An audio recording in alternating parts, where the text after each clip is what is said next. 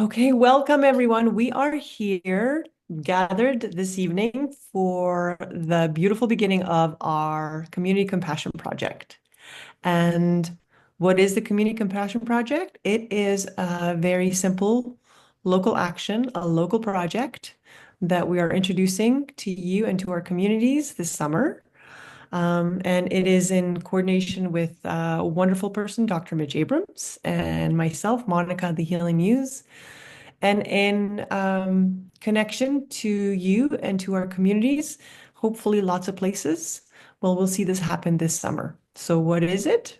That's why we are here to discuss, present, and then do a do's and don'ts and a Q&A at the end of our talk. So welcome, Dr. Mitch, and welcome to everyone that's joined us. Thank you. Thank you so much, Monica. Um, so I'm super excited to be here with Monica sharing this opportunity, this compassion project. It's so meaningful. And what we're going to share a little bit tonight is some of the science behind compassion. And what we're going to learn in a very brief time, that compassion has a really powerful effect on not just your own health, but the health of those around you, your communities. And as we'll learn, it's as much local as it is global in scope. So I'm very excited to be here and to begin this with all of you. Okay, so the next thing we want to make sure is we present. I'll talk a little bit about myself. I am the Healing Muse. That's my company name for the last 15, 20 years, Monica Muehlman. And I've spent the last 25 years looking at plants and the earth and vibration and aromatherapy, essential oils, growing gardens, pretty much everything, anything to do with the earth and growing things and connections. And I think the most important thing to me is to add something that my dad has taught me and I like to work on with my friends and my clients is to always leave a place better than you found it. And I feel that's one of my life core pillars that I follow. And I've taken a lot of time studying the Tao, the I Ching, Feng Shui, a lot of the Eastern arts, and I put them together with my science background. I have an honors degree in zoology and psychology, and so I'm merging the East and the West together in a very hands-on way most of the time.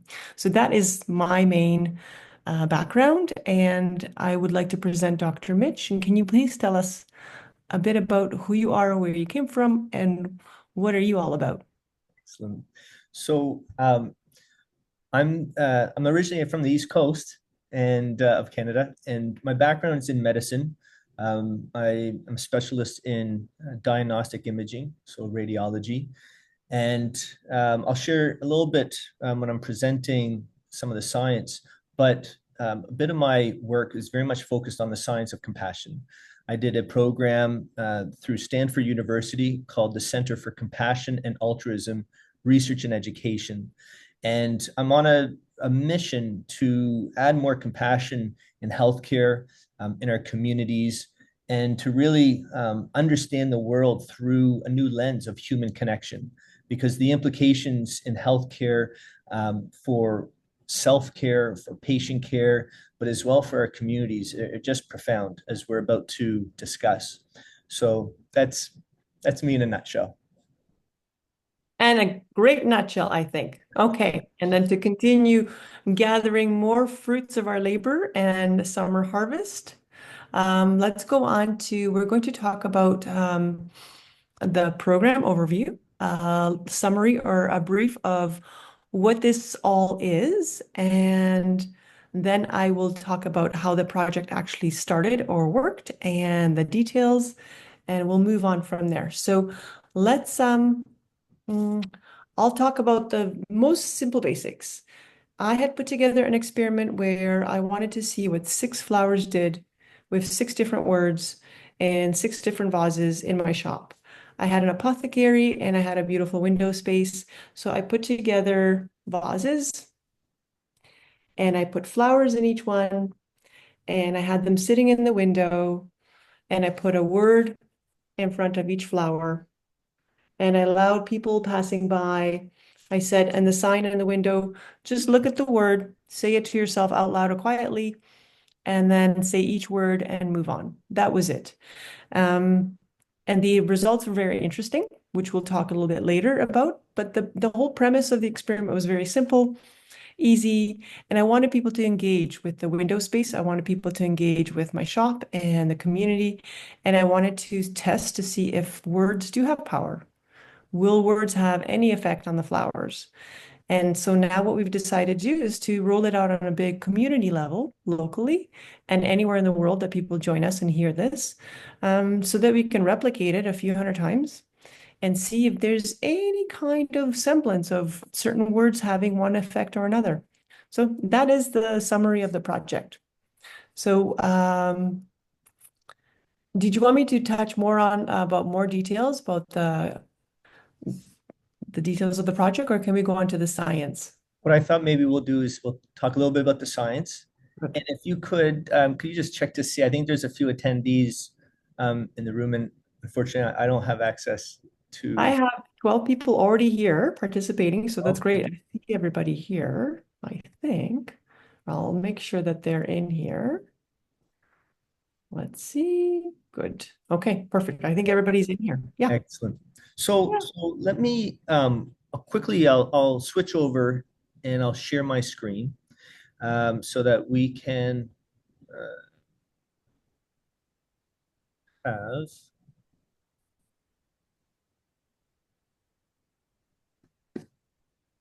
Okay. Can everyone see my slides? Community Compassion Project. Okay, so we'll just start off by I thought it was very interesting that Einstein said, "Don't let your brain interfere with your heart." And I think by the end of this brief conversation, we're going to have a little bit more context of what Einstein was meaning behind that. So again, very quickly, the reason why I got so deeply involved in compassion is when I was in my very first year of medical practice, I found out I required open heart surgery.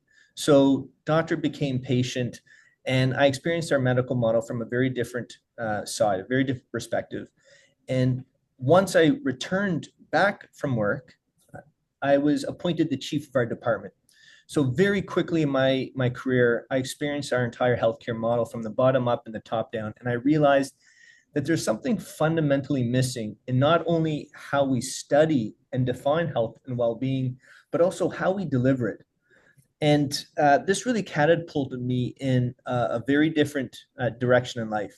And eventually, on my journey, I stumbled upon this program at Stanford University, the Center for Compassion and Altruism Research and Education. And it was all about how to apply the science of compassion. And what I learned was fascinating because it turns out that when we are compassionate to ourselves, it affects every aspect of our being, our mental health, our physical health, our emotional health. And it's interesting to note that the founder of this program at Stanford, his name is Dr. James Doty, a very famous neurosurgeon. He's a brain surgeon. And when we practice compassion, our brains structurally change. And this is interesting because it's as if, we can actually conduct non-invasive neurosurgery on ourselves. And this is not, this is not metaphorical. This is actually a truth that our brain structurally changes when we practice acts of self-compassion. And so what was very interesting to me is that, the heart plays a pivotal role in compassion. Now, the heart actually is well more than just a pump. The heart, again, it affects the way that we think, the way that we act to ourselves and to each other, how we feel about ourselves. But the heart also affects the entire body. And again, it's not just about pumping blood, but very much about how we feel about ourselves, our emotions. And when we feel compassion, when we truly, practice acts of self-compassion, the heart plays a very interesting role in that the rhythms become very, what we call orderly, very smooth. And this is called a state of heart coherence. Now, I'm not going to get too far down this scientific rabbit hole around the heart, but I certainly invite you to check out a TED talk that I did a little over a year ago, talking about the science of the heart. So if you're watching the recording, I invite you to take a screenshot, and afterwards you can watch and learn a little bit more about the heart. But for today's purposes, I want you to truly appreciate that when we practice self-compassion, it builds what we call our psychological resilience. And this is very important.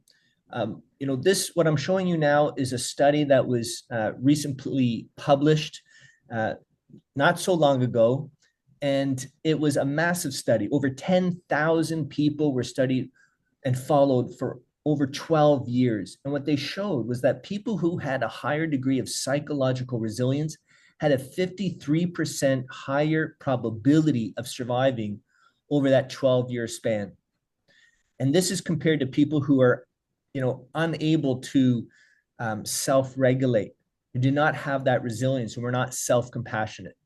So compassion has huge implications in the way that we, heal, the way that we thrive. And just to give you another example of just how powerful this understanding of compassion and the state of heart coherence is to our health.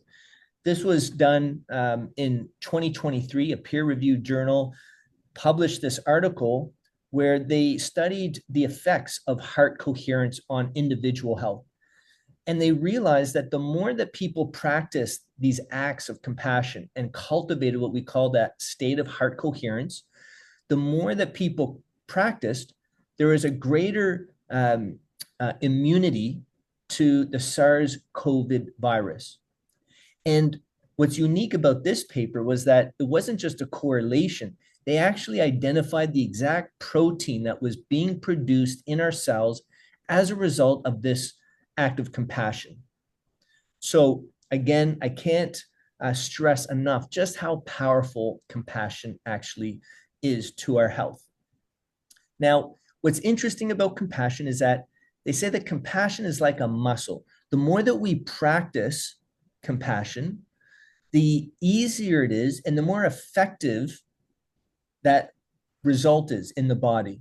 And in fact, Dr. Sarah Lazar from Harvard showed that when you practice these acts of self-compassion and you cultivate, states of mindfulness, which is a form of compassion, it actually can restructure your brain. As I mentioned before, Dr. James Doty, a neurosurgeon, recognized just how powerful these simple acts of compassion were, but how profound, that the implications were to our health, and that in as little as 2 months time, if you were to practice compassion for 20 minutes a day, within 2 months, I could show how your brain with an MRI scan actually structurally changes, just like the muscles in your body change by visiting the gym for 2 months. So compassion is fascinating. It's like a muscle, but it's also contagious. We know that compassion is contagious. We know that when people actually see an act of compassion or they hear a story of compassion, they are more likely to act in a compassionate way. They are more likely to think more compassionately about themselves and each other. And it's even deeper than that. This is a graph of two individuals standing about 5 feet apart from each other, and they're both wearing heart monitors. And what you're actually looking at is a tracing of what we call the heart rate variability. Again, I'm not going to get into too much of the scientific details, but what's important here is to note that you can see that these two rhythms, they are synchronized with each other. You can see how the heart speeds up and then slows down at the exact same time as the other. And this happens when you cultivate a state of compassion for yourself and then you project that intention of compassion to somebody else. You can synchronize your heart rhythms. And this is an actual reflection of synchronizing your autonomic nervous system, your sympathetic and parasympathetic arms of your autonomic nervous system.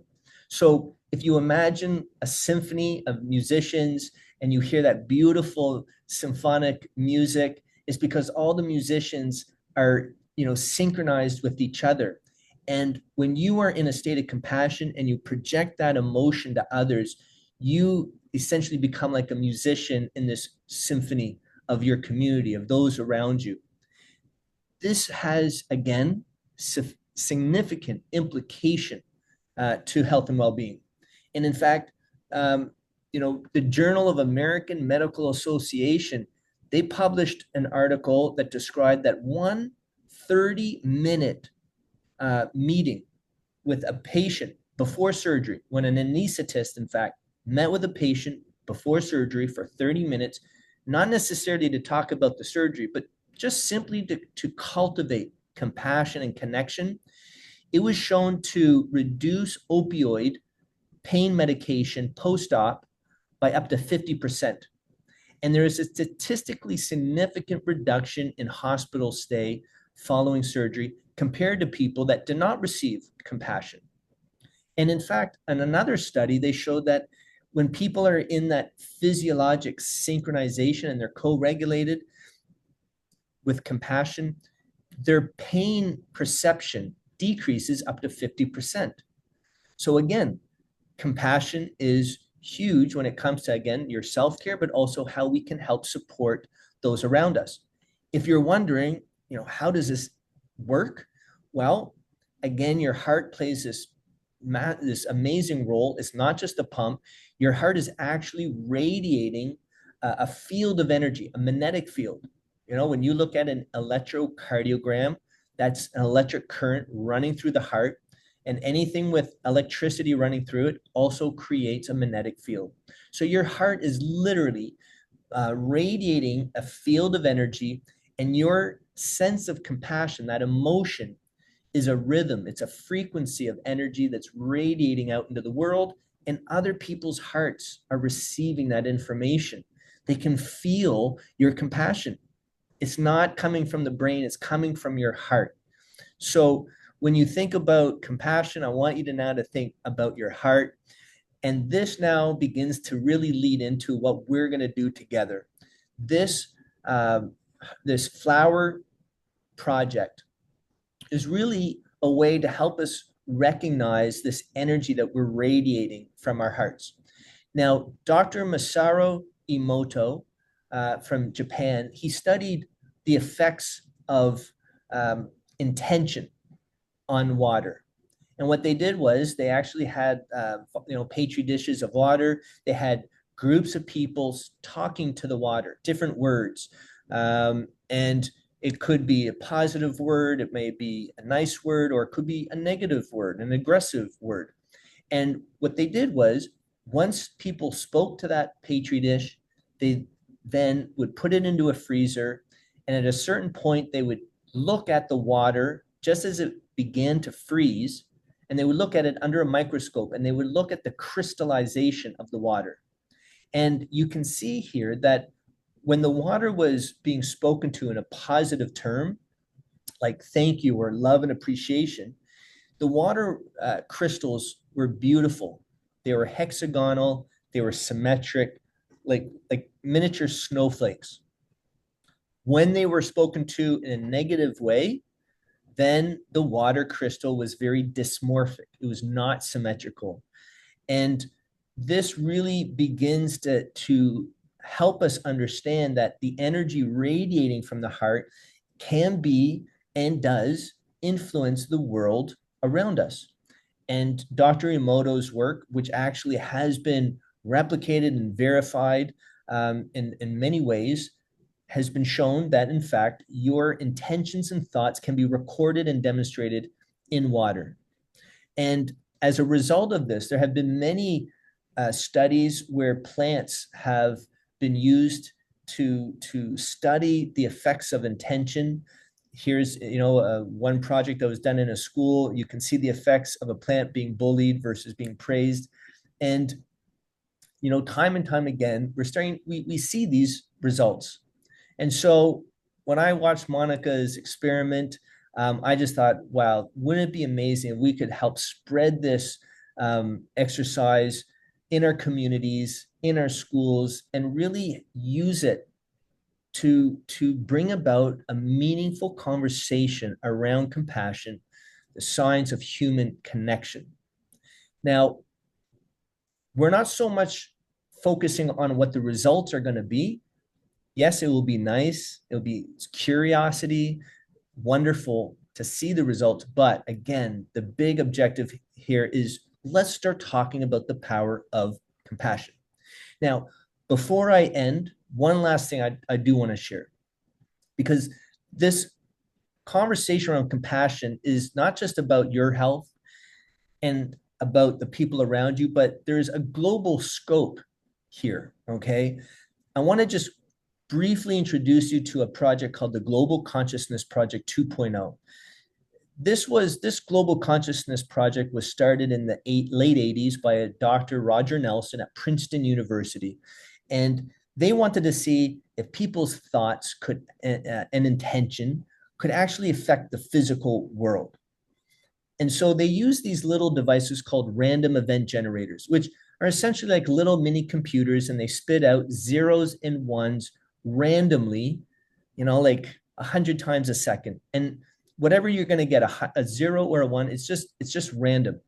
It's 50-50 chance. And in fact, they're actually, these little devices are measuring the energy field of the environment, the electrons in the quantum field. So what they found is that when people focus their awareness and made an intention, like let's create a run of ones, that it would actually affect the output and it would be statistically significant. So what Roger Nelson started to do is they said, let's put hundreds of these and eventually thousands of these all around the world. And every little random event generator was spitting out zeros and ones just randomly, every second. And they collected all that data into one single database. And they basically created a global network of data. And as you can imagine, if we were all flipping coins, my coin flip would have no result on yours, no result on Monica's coin result. And typically that's what would happen. I mean, all the data was completely random. It was like static noise when you looked at all of the data in the global network. However, when there were moments when large groups of people were together at the same time with the same thought, with an emotional charge behind it, all of the coins synchronized, like all the data became ones or zeros. It went from randomness to non-random. It created a signal. So a signal emerged. And what they realized that over the years, as they began to recognize the result of collective intention and collective emotion, they found that the highest degree of change in the global network occurred with the greater degree of compassion. So when events were occurring in the world, when there was more compassion involved, they would see a greater result. They would see more ones emerge, out of that randomness. So what we're essentially saying is that we now have a device where we are actually studying this global brainwave. When you and I are all kind of focused with thought and intention and emotion together, we can now measure this on a global scale. Now, you may be thinking, wow, this is really interesting, but what are the implications? I mean, does this actually affect our communities and our world? And in fact, it does. In the 1980s, there was a Dr. Charles Alexander, a Harvard psychologist, And him and his colleagues hypothesized that when you bring people together and you focus on, compassion and kindness for a community, they hypothesized that they could measurably, demonstrate a reduction in crime or a reduction in fatalities. And so this experiment, the International Peace Project, the Middle East Peace Project, as it was called, during the 1980s, it was during the Lebanese Civil War, and they ran these projects at different times. They repeated it 9 times over 2 years, bringing groups of people together to cultivate this coherence and this compassion. And they found, and the results were peer reviewed. They were published in a very reputable journal, the Yale's Journal of Conflict Resolution, and they found that war-related fatalities reduced by 71%. They found that war-related injuries, they reduced by 68%. Overall conflict level reduced by 48%, and pro-social engagement between antagonists increased by 66%. And it was found that the likelihood that these outcomes were due simply by chance was less than 1 in 10 to the 19. I mean, there's absolutely no doubt at this point that there's a collective intention and that we actually do impact each other. We do impact the world. So this is something I think that's very important to recognize. And I can tell you that, 5 years ago, not many people would really talk about this. It was considered too woo-woo, too far out there for people to really believe in. But at this point, it's different because the 2022 Nobel Prize in Physics was awarded to 3 gentlemen that experimentally proved that we are all part of a non-local entangled universe, which simply means that we are all interconnected. We're all connected by a quantum field. And so every atom in your body is connected to every other atom of the universe. The information in you is part of the information of the whole, and the whole is the part of you. So your thoughts, your feelings, your intentions, your compassion affects not only your health, affects not only your local community, your local field environment, but also has a non-local effect. And I think it's very important that we all recognize just how powerful each and every one of us happen to be. Our hearts are so powerful.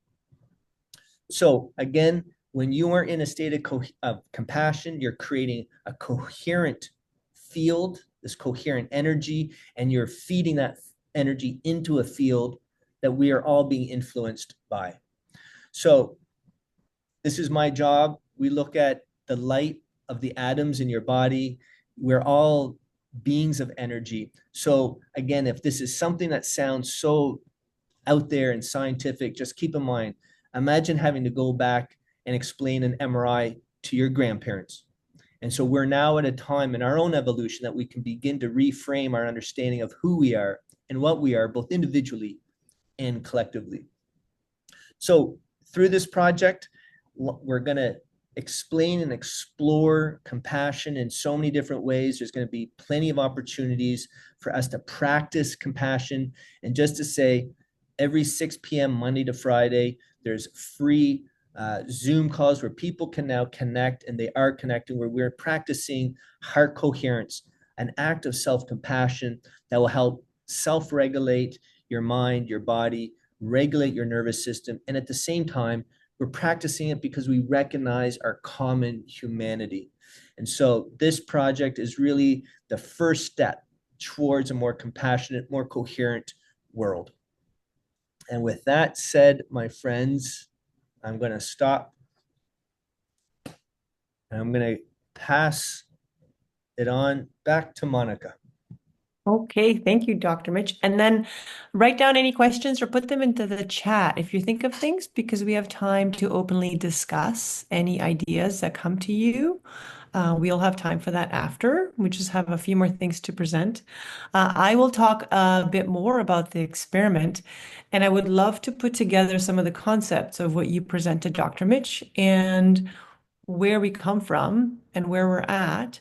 And I made a note how I think where we come from as scientists, where we come from as a peoples from all of the world is we've come from a place where if we don't see it or we don't measure it, we do assume it doesn't exist.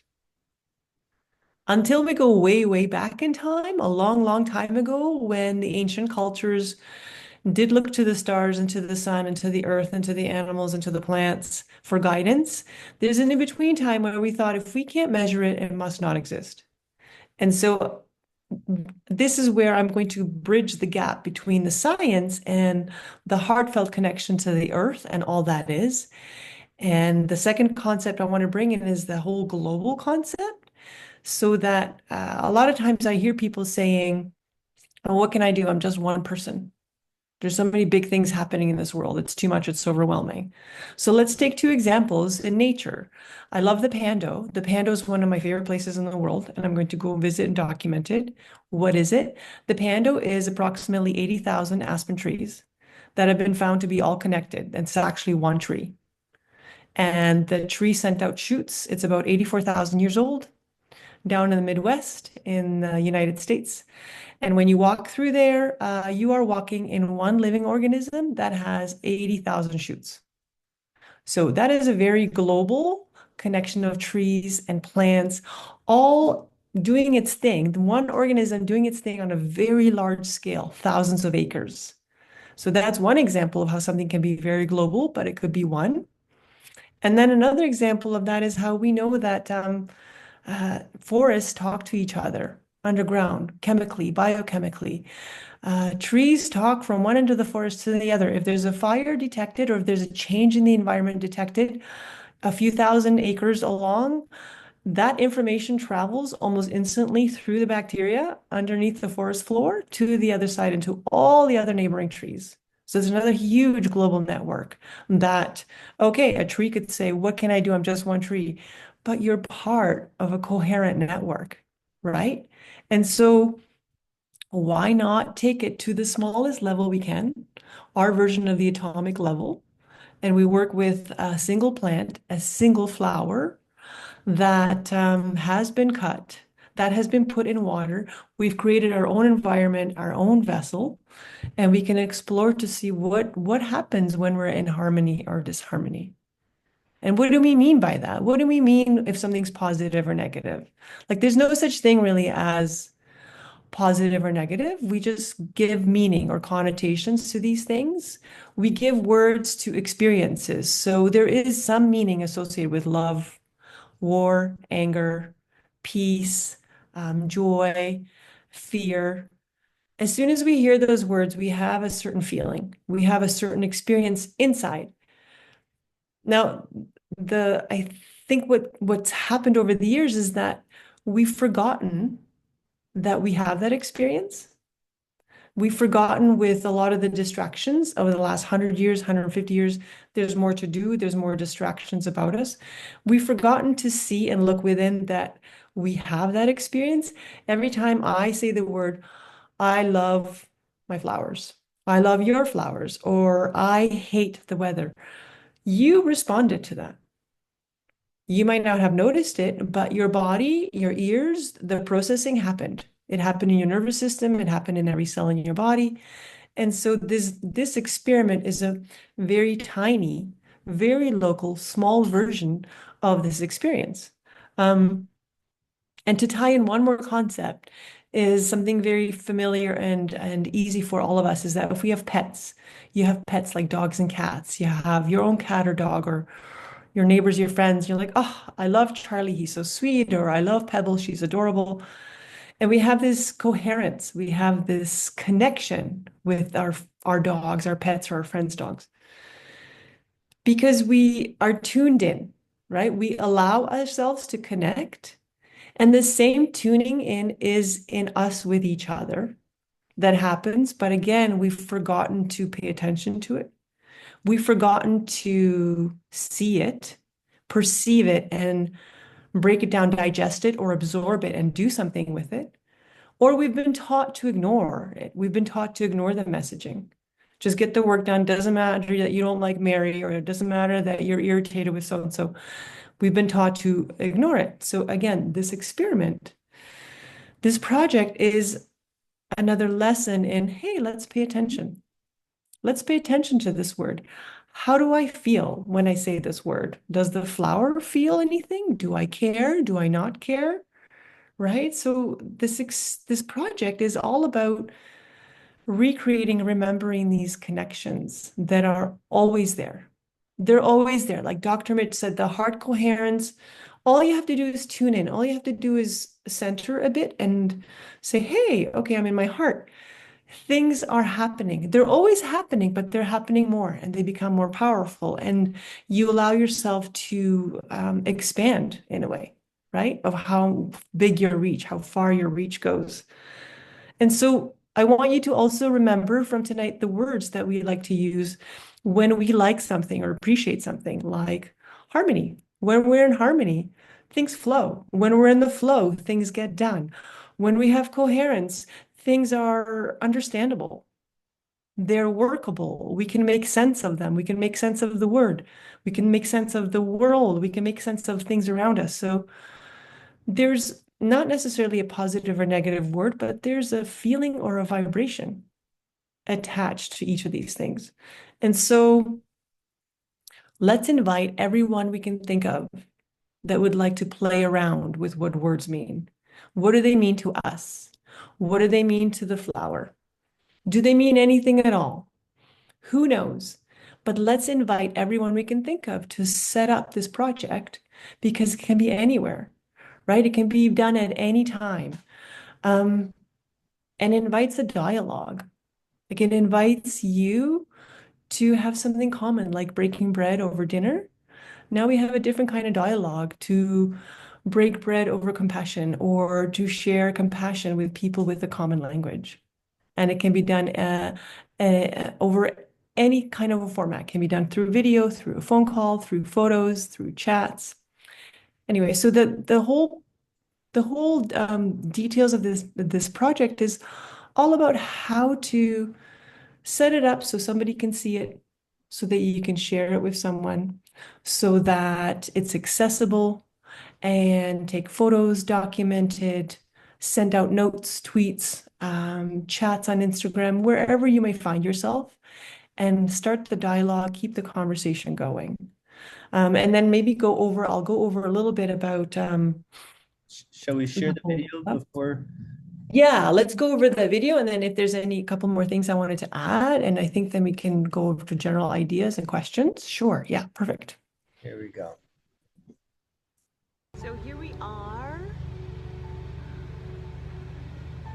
at our water experiment, and we're going to explore exactly if there's any kind of effect with these different words.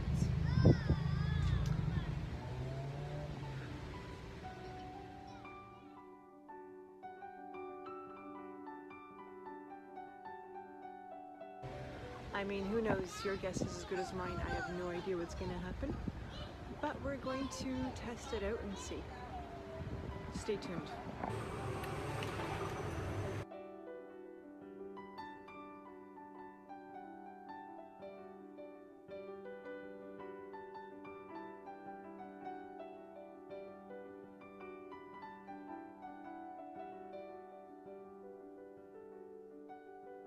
We're doing a quick update for you guys about our water experiment so far. They're still in the water growing, but there's definitely differences going on now. So we have war here, love, fear, look at the colors, joy, looks like color discoloration, anger, dropping petals, just giving up completely, and peace, vibrant. So I don't know if you guys can tell, but peace looks gorgeous. Love looks gorgeous. Fear's changed color. It's just gone into its own little zone. So out of all of these, they're similar, but peace over there and love over there are the least affected. Is that the environment? Is it the people? Is it by chance? Is it by random chance? Is it the frequency? What do you guys think? Send us your feedback.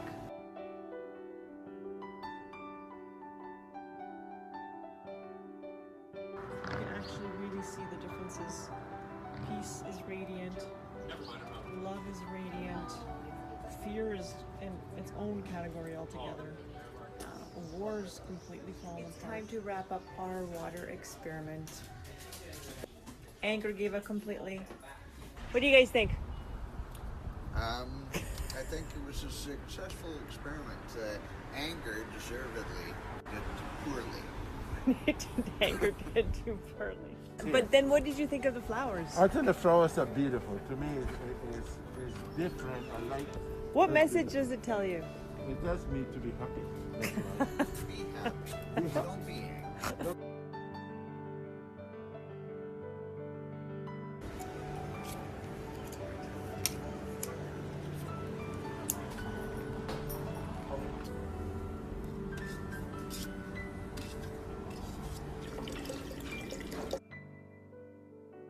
Love, fear, joy, anger, peace.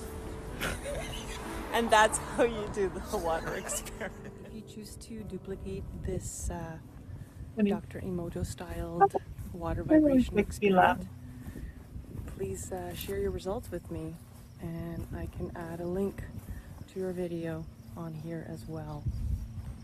Let's do this 100 times or 1,000 times and put all the results together, right? Let's do it. So, okay, Homeowner, do not sell your home without this. I have the 7 best ways Sorry. to increase That's the our value of your problem property here. by 5 to 10% in this current market before selling it. These tips require minimal okay. It always makes me laugh, right? Some things to note is that the experiment technically, if you were to test it, the preparation is neutral. There's 3 positive words, however you want to define them, 3 negative words, alternated. 1 flower that fell apart was in the middle, 1 flower that fell apart was at the end. Like there is no there's no clear environmental effects. And technically, the effect would have been all the same on all of the flowers if the words had no effect. So there's this assumption something was specific to each flower because they were close together, they were identical, they were purchased in 1 bunch. Chrysanthemums, I think they're like $10 for the bunch in the summertime. That's why we're doing it now because it's very inexpensive. And they come all at once, bundled, easy to cut down. They're exactly the same. They're very hardy. They're forgiving, easy to work with, last a long time. But usually flowers last 2 to 3 weeks. So the fact that something like love and peace lasted 6 weeks is phenomenal. If nothing happened except we found out that flower arranging places or event places could just put little love words underneath each vase at an event and made the flowers last longer, you know what? That would be a pretty cool discovery. So there's a lot of interesting things to unpack here, which we can go more into the Q&A. Again, the experiment's very small and simple. You need about 6 feet of space. Any counter, any shelf will do, ideally away from the sun because the sun will heat up the flowers, break them down, and require a lot more maintenance. So it might be a shorter experiment. There might still be differences, but who knows? Think about, okay, one thing that we wanted to point out and put it on our Q&A is at the beginning, you take 1 picture. I don't know. You can see the flower. Okay, here. So you take 1 picture of the flower as it is, and then take a photo of all of the flowers together, and then take maybe 1 or 2 extra pictures of 2 or 3 flowers grouped together so that we can see the word and the flower itself. So ideally, you do nice 10, 15 photos at the beginning, the first week of the experiment, and then take 2 or 3 photos of the setup and each flower every week, once a week. And then you can share them with us at any time. We have the information, I'll show it to you, or you can save them towards the end. We would love for you to participate and for anybody participating to share as you're going on, because then we can repost things, we can share them with other people, we can point out differences, we can invite you to do a live on Instagram or even on YouTube and go through some of the results or developments as they're happening. I'm going to share my screen and show you the basics. We have it in the chat and I can recopy it in the chat, but this way it will be on the actual recording because we want people to be able to see it. And so these are our main easy ways for you to share. You can email us directly with all your ongoing progress or questions or comments, suggestions, ideas, prompts, whatever you'd like. You can put something on your stories on Instagram or maybe even if you do YouTube videos, you can share them with us, send us links to everything. And then there's hashtags we would like you to use. So all of that's posted here. So the main one is Compassion Project 2025 or CCP 2025. I really like that one, the short one. And we have our Instagram. So you can tag us on your Instagram or social places, Community Compassion Project 2025. And that will be easy for us to see what you're doing. So we can happily combine all the different content coming up in a timely manner, like right away, and we won't miss anything. So feel free to tag anything you're doing related to this so that we know it's there. What else do we want to bring up? Water. I use regular water. I do use distilled water from a cafe, from the taps. You can use mineral water. You can use tap water. The main important thing is that you're using the same water every time. Whatever you do on day one, do for each flower every week. Top it up as you need to, and about 3 inches to max 6 inches. What we want to do is have just enough water so the plants have enough food, they're drinking enough, but that there isn't any water touching the leaves. There's no leaves in the water. There's only the 2 leaves, 2 or 3 leaves max above the flower, the stem and where the edge of the vase is. All the flowers are cut exactly the same height. Keep an eye on where the flowers are if they're near any pets. We do have a summary or a do's and don'ts list online, and we also have it if you're participating in the project, in our project summary. Some plants don't do well with cats and dogs, so those are good things to remember. We have alternatives like sunflowers, and there was one other one I can't remember that we suggested that would be safe for pets in the home. Look at where your project is, where your vases are. Are they near a lot of electronics? Are they near a server? Are they near a modem? Are they near a lot of different type of wavelength instruments in your home or in your office? It doesn't necessarily matter, but we want to know are they near something?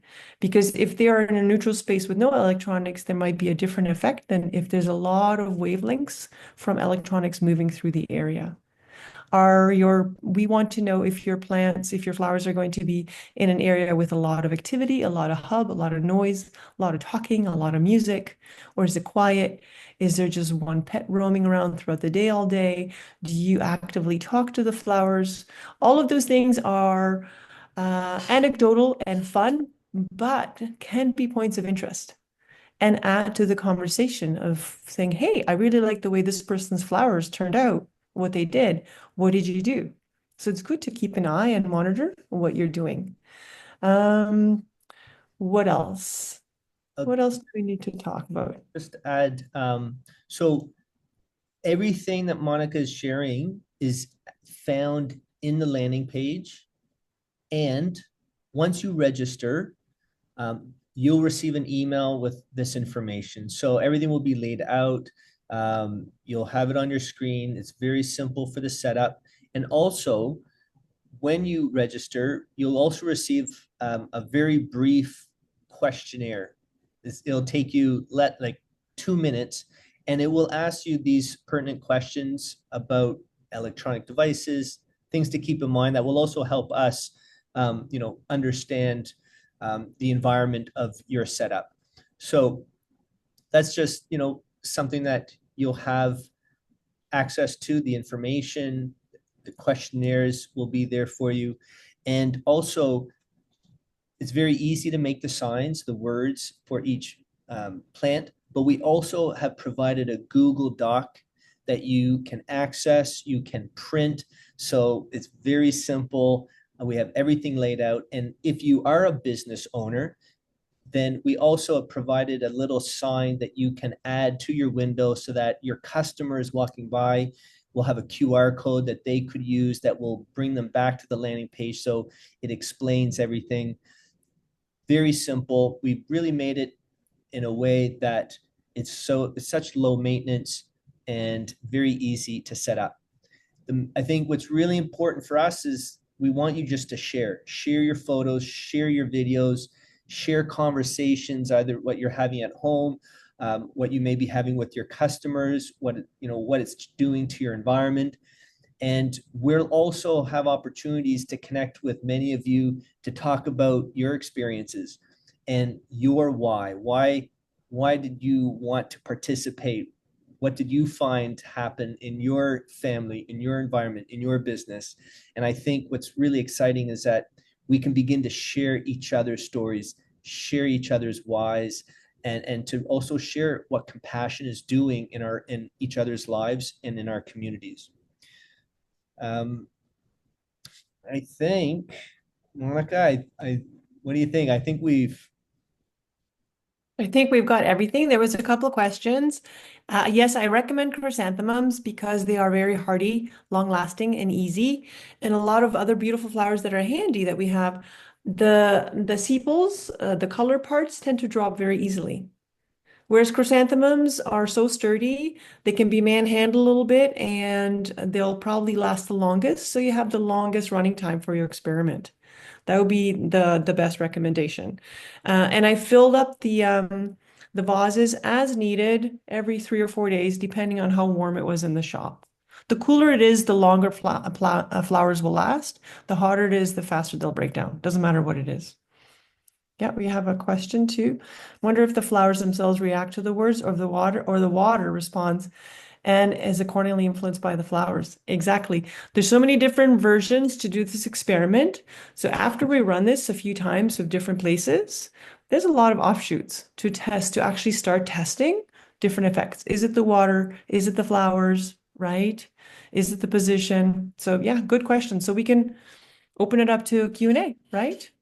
It would be great to have a few people. You bring up a really important point, Monica, is that for anyone who's watching the recording, even months from now, just so you know that there is no end date. This is really something we want it just to begin a culture of compassion. And once we begin this experiment, this variation, is something that we can continue to repeat and ultimately start changing and looking at different aspects of compassion. And once we have a community, that's engaged, we really have an opportunity to study and to explore it together. And most importantly, we're creating more compassion, which is contagious. So this is, not about just, this summer. This is about ongoing conversations. Yes, exactly. So I have questions coming into the chat. Maybe we can do them live. You don't have to be on camera, but if you raise your hand, we can have people speak up. So I like this. We've got Pamela. I'll have you do this ask live if that's okay. Yeah, for the next step. And okay, good. Yeah. So let's put, Pamela. Okay, good. So Pamela, present this to everybody so we can all listen in and share. Hi, I was very curious after we do this experiment, what would be the next suggested step to keep this conversation going? Because I know people that have done these sort of little experiments with their kids in their home to help them to understand, let's say, love and hate and the effect when they're trying to deal with bullying and things like that at school, but it's kind of like, okay, well, that's nice. Now what? Like, so Sure. we do this in our businesses. So I have a Pilates studio and then my healing studio that's doing it. And I have a couple of other businesses that might be interested as well. And then it would be like, okay, what would be our next step with people is people do this for 6 weeks, to repeat it. With some people, it just might, yeah, well, we already did that already, what would be the next step? Sure. So I'll just share. So there are some, Monica and I have discussed about the opportunities where if this were to grow to a certain point, then we'll be able to look to see different trends within our communities, perhaps looking at different metrics, looking at crime rates, looking at social well-being. There's many things that we can actually begin to examine, looking for associations in our communities. However, where I also am very excited to kind of share is that right now we have created a not-for-profit web app called the Global Heart Sync. And what this is, it's a platform that actually gamifies the science of heart coherence. And the way that it works is that when people, once they get tuned into this conversation and they'll begin to learn about the science of human connection, they'll learn that there is this website where people can sign up. They'll receive free tools like a heart rate variability biofeedback app that will actually measure your coherent level. So how much compassion are you cultivating internally? And we can now measure that in real time. And so now when you practice these techniques, not only are you cultivating well-being, you can now measure and track your progress, but we can also do it as a team, as a community. And so we can now use this app and you will earn points as you practice, as you use this app. And the more time that you use the app and the more coherent you become, the more points that you earn. Your points are being collected into a global pool. And when we meet and collective milestones, we actually are unlocking corporate sponsorships so that we can provide more mental health and resilience programs in communities in need and in schools. So how is it different than the Global Coherence app? So we're actually leveraging that technology, the Global Coherence app, to measure heart rate variability. And we created a Global Heart Sync website that now allows us to gamify that and turn it into real world impact. So now people can begin to witness this emergence of a global heartbeat.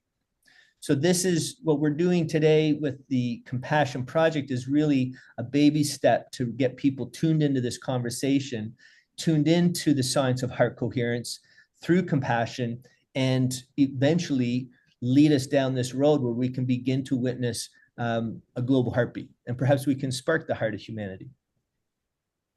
And then I would love to add that on the very local level, to continue the conversation, the offshoot is the 3-year-old or the 5-year-old or the 10-year-old. If they had walked by this window or participated this in a community center or a yoga space, then it's easier for a parent or an aunt or a friend to say, hey, so let's say a loving words for your shoes when you put them on, because I know you struggle with your shoelaces. Or let's say send a word of love and comfort to your pillow as you're falling asleep. So we're continuing the conversation on a much more visual way, because the child or the people have seen what might be happening to the flowers in the window, and it's easier. It's easier for us to say, hey, let's go grocery shopping. But before we touch any of the apples, we're going to say, we're going to pick the ones that feel like love to me. And we take the apples and put them in our bag, and we say, may these apples have love and peace. And so the conversation just becomes, I feel, easier to incorporate into using the power of words and the synchronicity and the harmony of it all into everything that's done. And so then I see the 7-year-old, the 10-year-old then becomes a 15-year-old who already embodies this, is changing their DNA, is growing into this. And it's a natural understanding in the person. So there's less resistance to saying, hey, I do want to help society. I want to think, I'm already thinking and feeling outside of myself. And I think then it brings us back full circle to nature and to being connected rather than getting disconnected and then finding ourselves again. Right? So And like you were saying, Monica, like it changed the frequency. And if you change your own frequency and we are all connected, then it's a global impact. yeah, yes. We can go after the big picture and present it to society as society understands it. But then on the local level, we've created this tablecloth. We set the table. We've recreated this meal that's continually feeding people in the community in a totally different way. So anyway, thank you for that question, Pamela. We've got another question on the table. I'm going to keep with the food references if you guys don't mind. And we've got Marina here. You can, Marina, share your experience or your comment or question. Thank you. Thank you. It was very funny. It's just on the subject. This is why I mentioned that. Yesterday, just I went to the forest with my friend, and our task was to find a couple of aspen mushroom. I don't remember exactly the name, but it's eatable mushrooms, right? And we have a lot of aspens around Calgary, and so we, like, my task was program minimum was just a couple of them, just to make a very tasty soup. It's much better than what we buy in the superstore, and it was just wonderful experiment. I was in a very good mood, and we were going different ways, and I was actually, nobody was around, so I was talking like in full voice just with these mushrooms. I don't know why. I was just in such mood. Usually I don't do it. And so I was asking them, no, please, just one or two, just for my soup, just for interest of this, not just for fun, mainly. And they started appearing. I started picking them, and I had around 30 of them, wonderful, all completely clean, without any worms or whatever. Just wonderful, perfect. And I was talking to them like with more details. For example, I was picking one and was talking to him and to the other ones like, could you please, it's so difficult for me. I already removed my rucksack to put it inside. Maybe I will see another couple of them just around here, not get into the other place. And they immediately were appearing after I was asking them, and told that I am thankful for that. And they were just coming and coming and coming. And the funny thing that my friend who was going in the same forest, maybe like 200 meters from me, we just were communicating through phone. We didn't see and hear each other. She didn't find a single one. And by the way, when we entered the forest, she told in 5 minutes when we were still going close to each other and still didn't see the single one, she told, oh, it's clear, like we are not going to have anything today.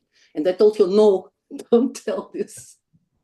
And I had plenty of them, wonderful. And like practically every time when I asked them, I saw the new one. And she didn't pick any. So I just shared mine with her. So it's funny, but it's still like, and I do believe that it influenced my attitude and my talking to them. So I do trust you that your experiment was like that. So I for myself, I don't need to recreate this experiment because I do believe in plants and things that they understand us and respond to our vibrations. I only don't know how to do this experiment for people because I don't have any business, any like whatever. I just live in my house, so I don't know how to demonstrate it to people.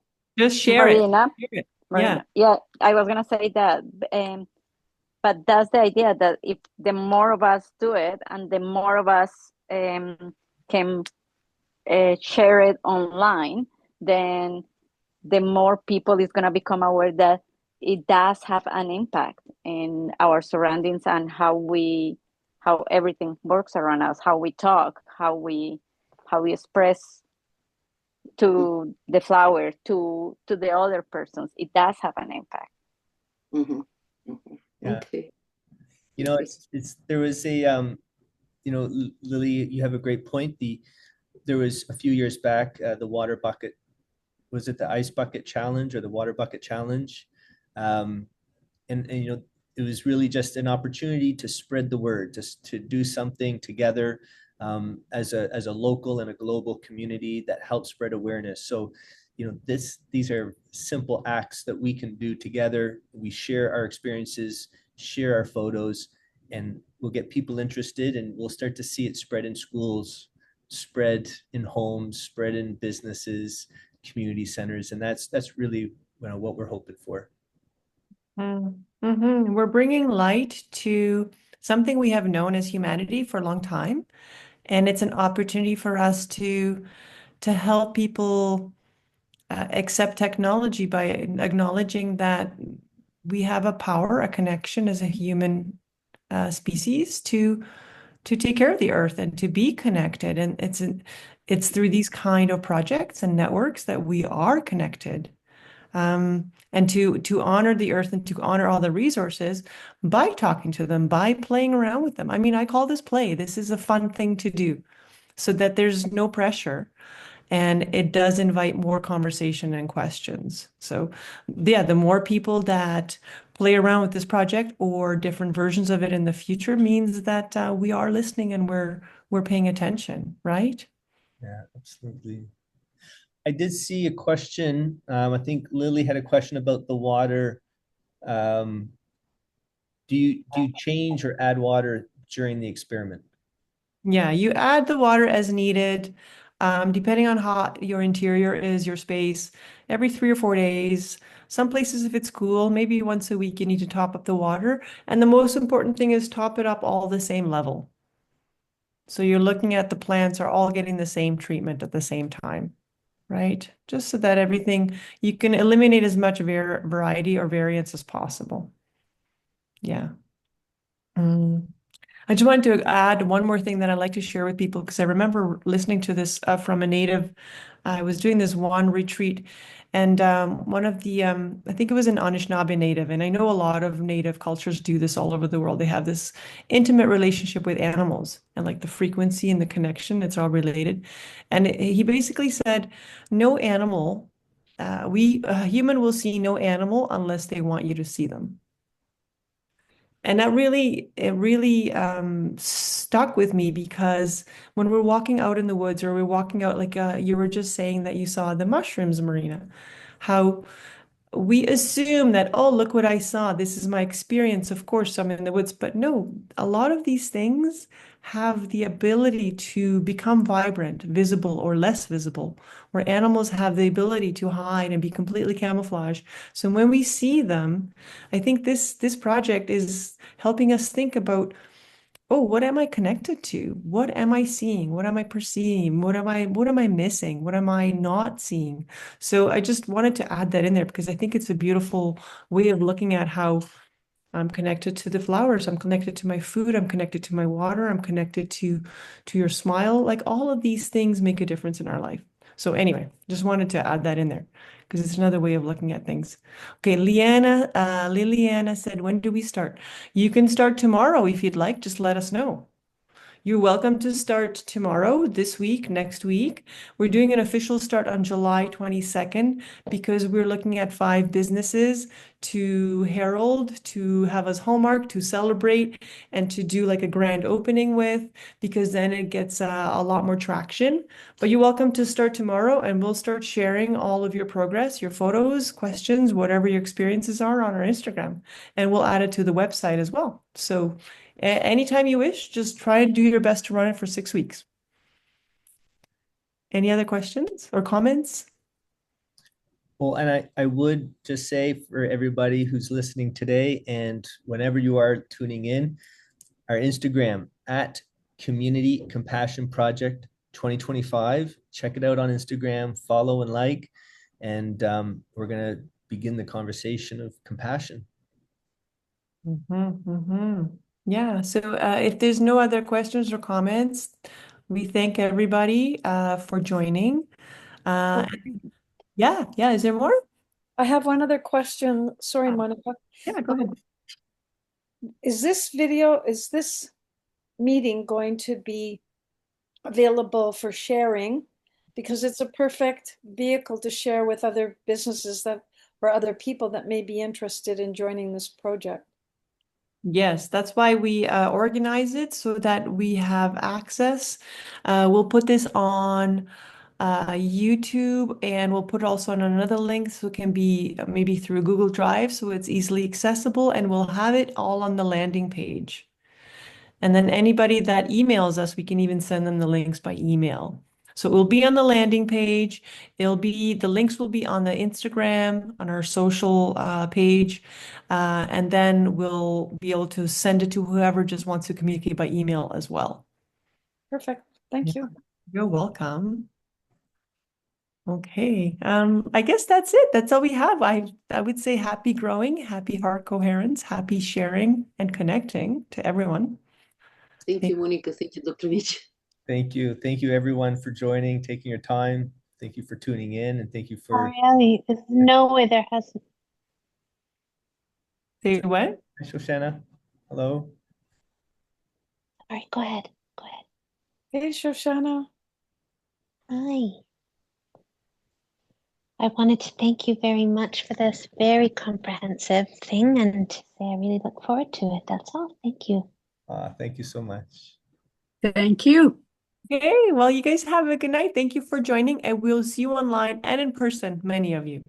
Okay, have a good night, everybody. Thank you, Dr. Mitch. Thank you. Thanks, Monica. Good night. Bye.